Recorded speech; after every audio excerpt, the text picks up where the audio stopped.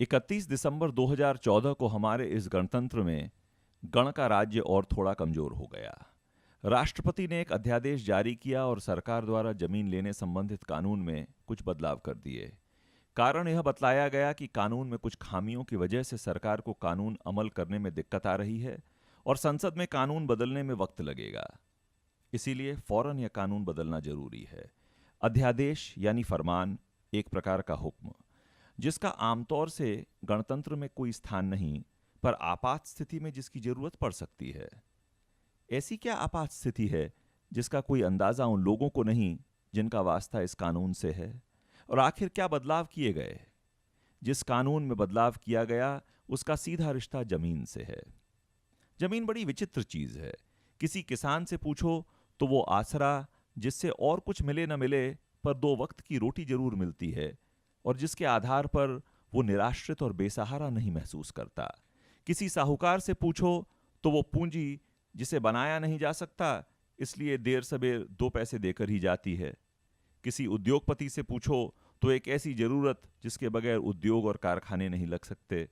किसी परिवार से पूछो जिसने उस पर अपना बसेरा बनाया है, तो घरौंदा जिसका दाम केवल रुपयों में नहीं आंका जा सकता। और सरकार को पूछो तो जमीन लोगों की, पर अगर लोक प्रयोजन और सार्वजनिक हित में हो तो जमीन सरकार की। यानी अपनी ही जमीन पर हमारा मूल अधिकार नहीं।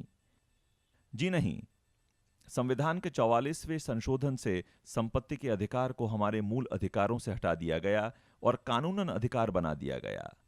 मूल अधिकार और कानूनन अधिकार में बड़ा अंतर है। तो अब आपकी संपत्ति कानून के तहत आपसे ले ली जा सकती है, और जमीन संविधान और कानून की नजरों में संपत्ति है। किसान का आश्रय नहीं, परिवार का घर नहीं, जनजातियों के लिए जीवनदायिनी जंगल नहीं, सिर्फ संपत्ति। जिस समय संविधान में यह संशोधन हुआ तो लोगों की नजर बड़े बड़े मिल्कतों के मालिकों पर थी। इस संशोधन से अब उनकी जमीन भूमिहीन और गरीब किसानों को दी जा सकेगी, यह आशा थी। पर मूल अधिकार और कानूनन अधिकार में यही फर्क है।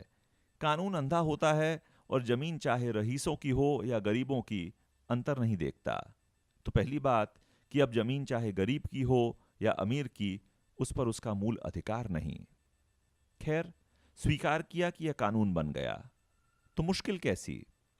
मुश्किल इसलिए कि अंग्रेज सरकार ने सन 1894 में एक कानून बना डाला, जिसे स्वाधीनता के बाद तक हमने बदला नहीं।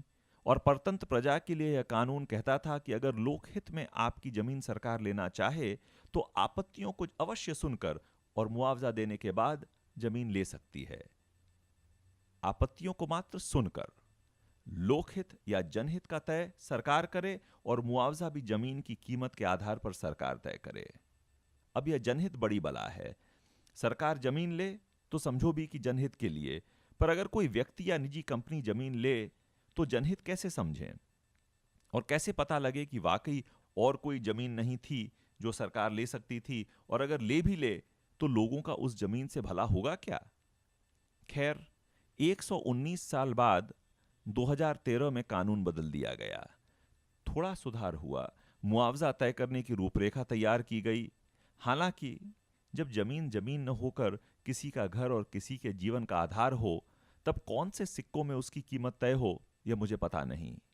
और हां, एक और सुधार हुआ। जमीन लेने के पहले सरकार को एक कार्यवाही करनी ही पड़ेगी।